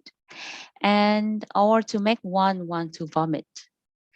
Alright, chúng ta sẽ có hai cái cụm từ và cùng có nghĩa như nhau. Cái lý do mình đưa cái hai cái này vô là tại vì nó gần nghĩa với nhau và nó có cùng một cái synonym. To turn, it turns my stomach, or it make me wanna vomit. Thì đó là hai cái cụm giống nhau. Alright, practice time is fun time. Bây giờ thì mình sẽ làm một cái activity cùng với nhau rất là nhanh. Mình sẽ mời một bạn volunteer để mình sẽ đặt những cái câu hỏi trong cái phần speaking, có thể là task part 1, part 2 hoặc là part 3. Và khi bạn nhận câu hỏi đó thì bạn sẽ đưa ra câu trả lời. Nhiệm vụ của các bạn còn lại là các bạn sẽ nghe và đánh giá thử xem là có thể làm gì tốt hơn để cải thiện cái câu trả lời đó tốt hơn. Alright. This is an activity where we're gonna learn together. Chúng ta sẽ học cùng nhau ha. Mình sẽ không học theo kiểu là mình đưa đáp án sẵn, mà mình sẽ học dựa trên một cái ví dụ của một bạn nào đó, và mình sẽ cùng nhau tìm ra những cái điểm mà mình có thể làm cho nó tốt hơn để tăng cái band điểm. Những cái câu hỏi của phần này nó sẽ liên quan tới những cái chủ đề mà mình vừa học, những cái emotions ha. Rồi, bạn nào xung phong nói trước thì vui lòng bấm raise hand và mình sẽ mời bạn đó unmute để mình hỏi và bạn đưa ra câu trả lời. Trước khi bạn đưa ra câu trả lời thì mình sẽ hướng dẫn cái cách bạn trả lời. Rồi, mời mọi người raise hand. Ok, chúng ta có bạn Tiffany Young. Sorry. Bạn Tiffany Young, mình unmute ha. Hello, teacher.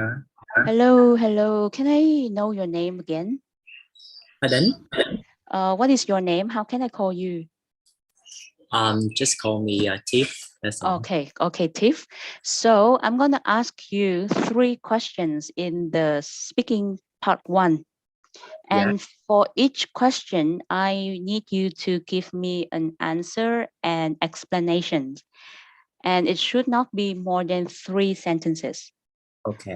Mình cần câu trả lời, mình cần giải thích, maybe một ít ví dụ nào đó, nhưng mà không quá 3 câu. Và mình sẽ đưa ra một số cái comment để cải thiện cái câu trả lời của bạn tốt hơn theo quan điểm của mình ha. Alright, are you ready? Yes. Okay, the first question, sorry, is there anything that makes you feel happy lately? That is when I got my puppies as a birthday present. I feel so delighted when I have them because I haven't got a pet for a long time, but now I have 2. So it's really made me on a high. And dog is such a loyal pet, and having a dog is always make me feel like a dog with 2 tails. Okay, good. That's it. That's it. Yep. Okay, cool. All right. Alright, mình sẽ nhận xét cái câu đầu tiên ha. Rồi mời các bạn khán giả, các bạn có comment gì về cái câu trả lời đầu tiên của bạn Tiff không? No, not really. Okay. Anyone has any comments? Last idiom is not really suitable. Anything else? Anything else? Okay, my turn. Mình có một số cái comment ha, bạn xài các cái từ mà mình vừa học khá là hiệu quả, khá là tốt ha. Bạn có xài những cái từ như là delighted, make you on a high, hoặc là make you like a dog with two tails. Tuy nhiên có một số lỗi như sau. Khi mà bạn nói là you have them, thì bạn nên nói là I've got them, thì nó sẽ natural hơn. It really made me on a high, thì kiểu đó có một cái pronunciation mistake là it's really make me on a high, thì bạn bỏ cái âm cuối của chữ it's đi, tại vì nó sẽ làm cho bạn bị sai giữa điểm pronunciation và điểm grammar, tại vì họ sẽ không phân biệt được là bạn đang sai grammar hay là bạn đang sai pronunciation. Dogs such a loyal pet. Dogs are such loyal pets.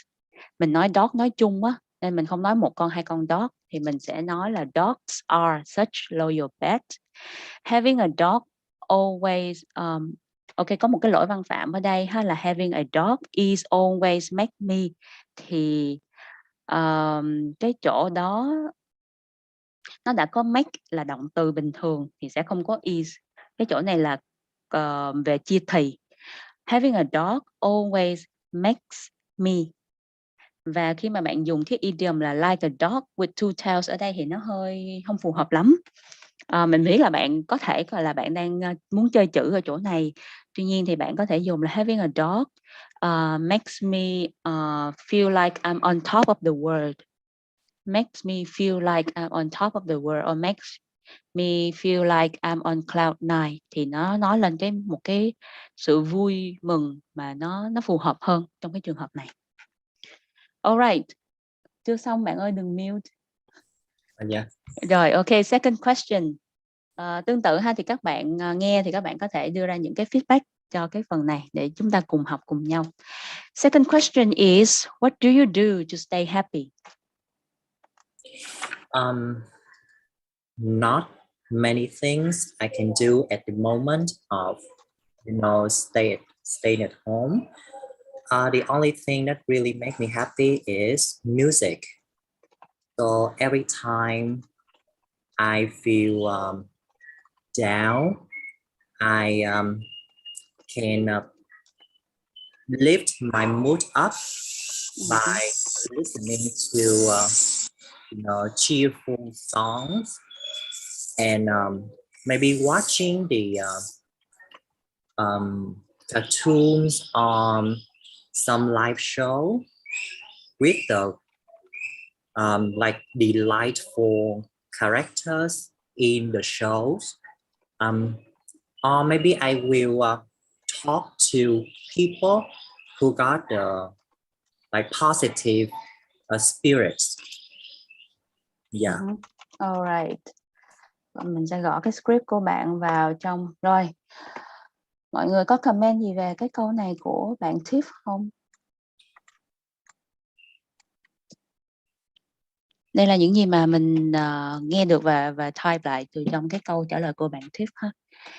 Thì mình sẽ thấy là not many things I can do at the moment. Thì để cho nó trọn vẹn cái câu đó hơn thì bạn nên bắt đầu bằng there are not many things that I can do at the moment.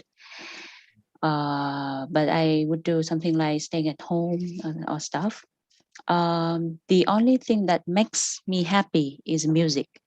So every time I feel down, very good word of choice of word here. Every time I feel down, I would like to lift my mood up. Chứ mình không nên dùng chữ I can lift my mood up. Can lift my mood up. Nếu như mà bạn muốn dùng chữ can lift my mood up ở đây á, thì bạn hãy dùng một cái sự việc gì đó mà có thể làm cho bạn vui.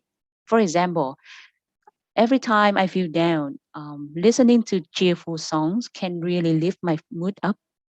Thì nó sẽ tạo ra cái tác dụng đúng hơn. Còn every time I feel down, I want to lift my mood up by listening to cheerful songs. Probably, đừng nên xài maybe ha, nó hơi thường một xíu. Bạn nên tìm những cái trạng từ chỉ cái khả năng có thể thay cho chữ maybe. Probably watching the cartoons or some live shows with delightful characters in those shows. On the other hand, không sai, on the other hand, likewise, I can talk to people who got the positive spirit. Thì đó là những cái cách mà mình, những cái feedback của mình cho cái câu này. Alright. Yes, listening to cheerful songs can lift my mood up. Alright, câu thứ 3, mời bạn Tiff unmute again. Câu cuối cùng dành cho bạn. Hello Tiff.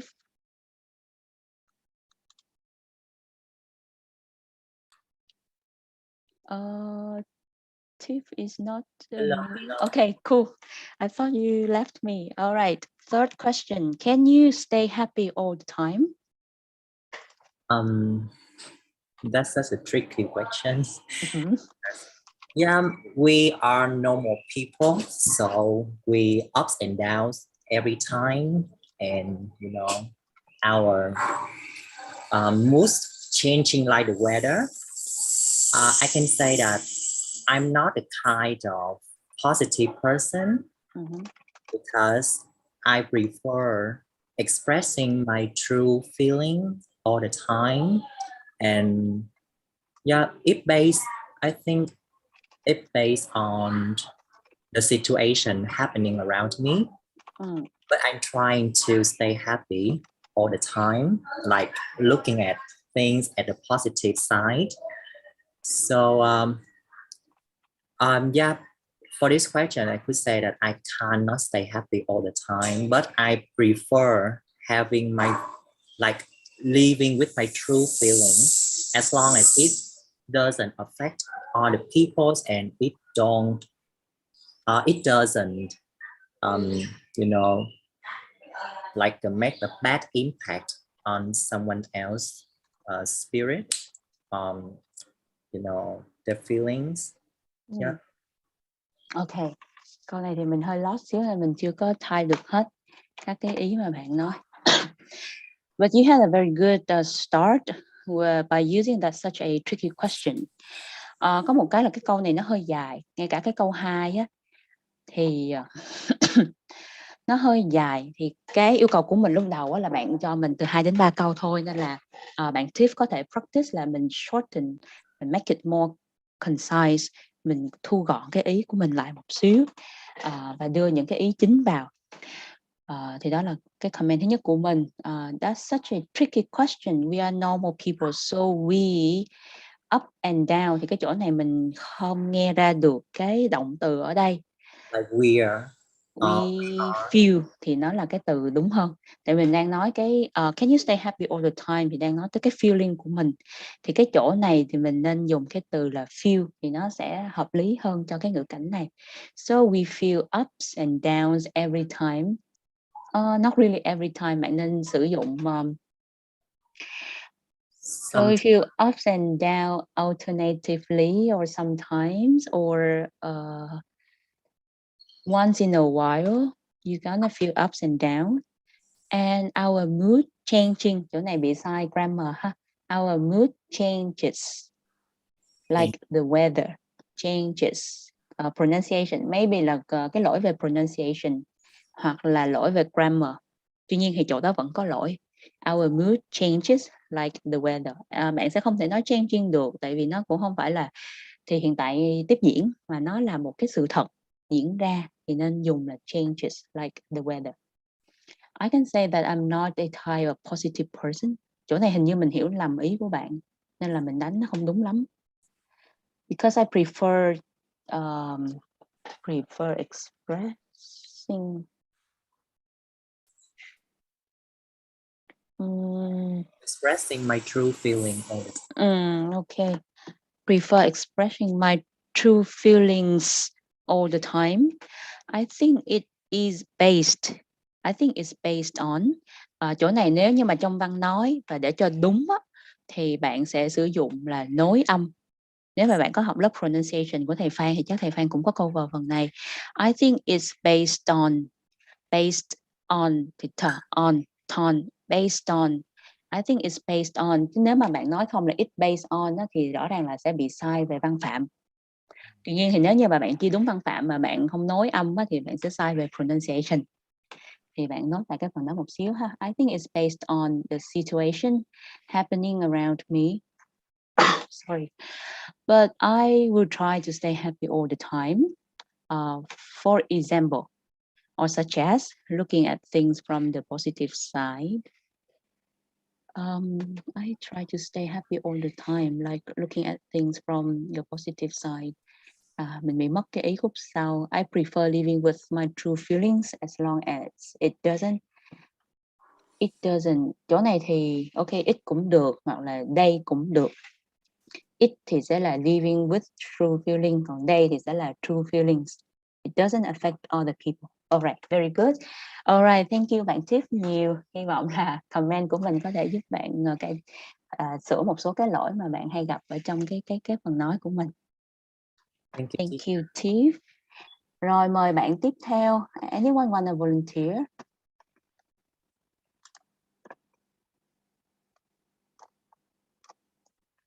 Ok, mình thấy bạn Vân giơ tay.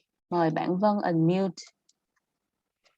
Yes, hello teacher. Hello, how can I call you? You call me Sorry. Chun. June. Yes, my name is Run. Vâng, ok, I'll call you Vân. Đáng lẽ thì mình sẽ có một số cái câu part 1 tiếp. Tuy nhiên thì mình muốn qua câu part 2. In part 2 thì các bạn sẽ có 1 phút để chuẩn bị câu trả lời và 2 phút để trả lời. I hope that it does not startle you. Hope that you are not It's very startled. difficult to me. So do you want to do part 1 or part 2? Depend on you. Ok, let's do part 2. Chúng ta sẽ làm part 2 và chúng ta sẽ kết thúc lớp hôm nay với part 2. Rồi, đây bạn chuẩn bị giấy và bút ha. Yes. Rồi xong mình sẽ bạn sẽ có 1 phút. Đợi xíu để mình set cái timer của mình cái đã. Để prepare và sau đó thì bạn sẽ có 2 phút để trả lời. Okay, you ready? This is your question. Your 1 minute starts now.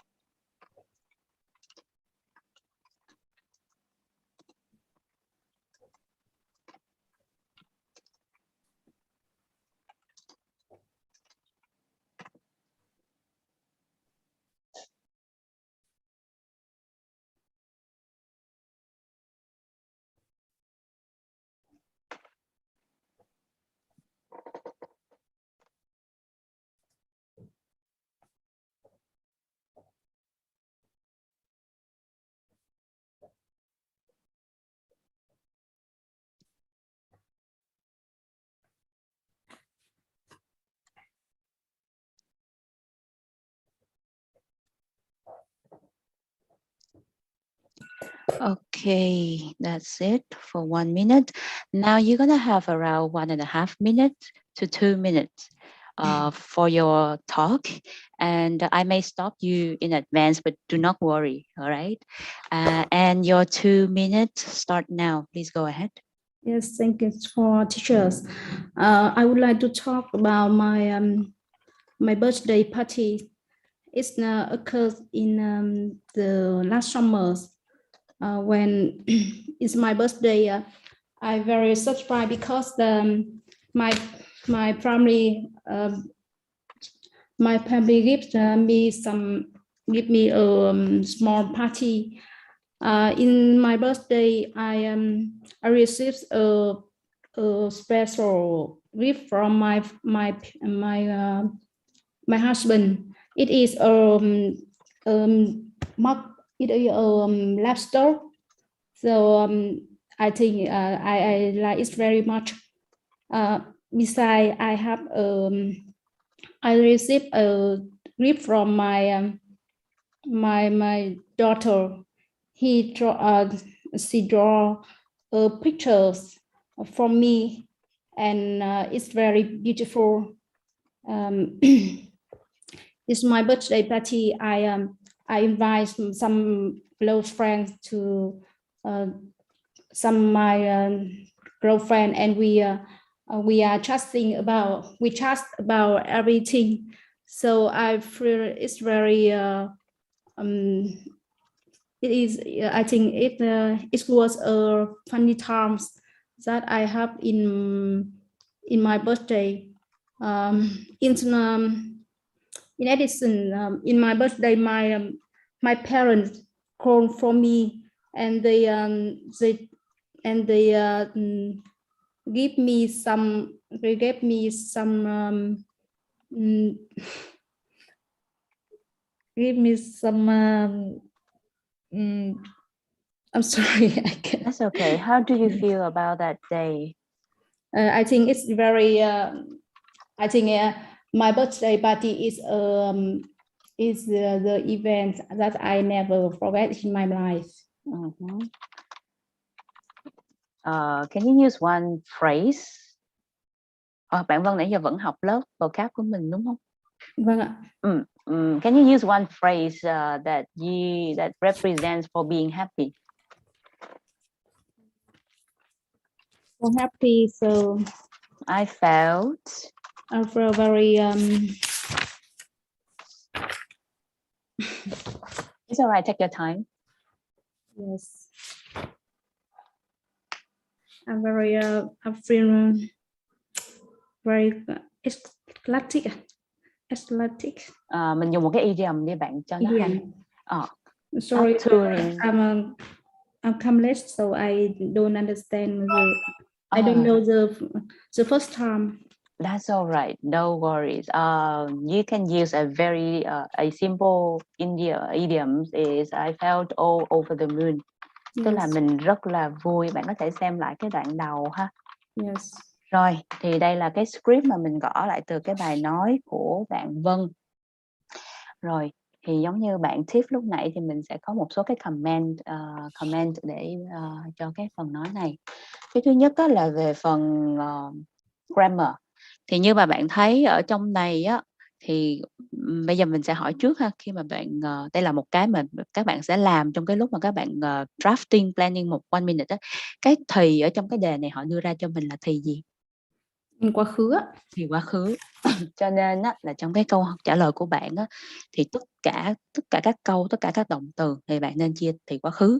Thì ở đây thì mình chưa có nghe được cái thì quá khứ, thì bạn lưu ý ở cái phần đó. Yes, các cô admin đợi dùm mình một xíu thôi, 2 phút nữa là mình sẽ xong. Rất là sorry mọi người, nhưng mà mình sửa cho xong cái bài này cái. Rồi cái thứ hai là về cái phần pronunciation. For example, summer, nó cái chữ sờ không phải là sờ ha, summer, giống sờ xe, sờ nhẹ, summer. Bạn có thể học cái lớp pronunciation. Summer không phải là summer ha. Yes, summer. Đợi mình một xíu gần xong rồi. Surprised husband, không phải là hush, không phải là husband mà husband. Husband.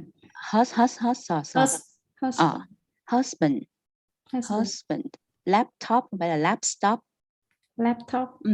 Bạn có thể về để bạn record lại tất cả những cái từ tiếng Anh. Bạn có thể lấy ra những cái bài reading, rồi bạn đọc nó, xong rồi bạn record lại thì bạn sẽ nghe ra những cái mà âm đuôi chữ S mà mình vô tình mình thả vào những cái từ á, thì đó là cách để bạn nhận ra những cái lỗi mà mình hay gặp để mà mình fix những cái lỗi đó ha. Thì đó là một số cái lỗi về pronunciation mình không nói kịp hết.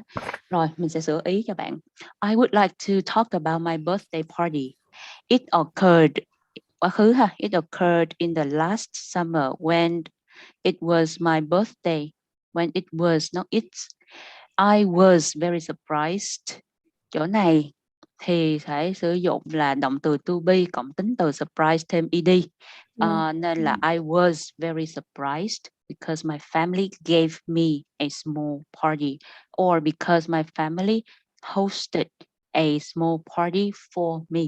Thì có là hai cách bạn có thể nói là ai đó tổ chức tiệc cho mình. Give someone a party or host a party for someone. On my birthday, not in my birthday, on my birthday, I received a special gift from my husband. It is a laptop and I like it very much. Không cần dùng là so I think ha, tại vì I like là đã nói về cái cảm nhận của bản thân mình rồi. It is a laptop and I liked it very much.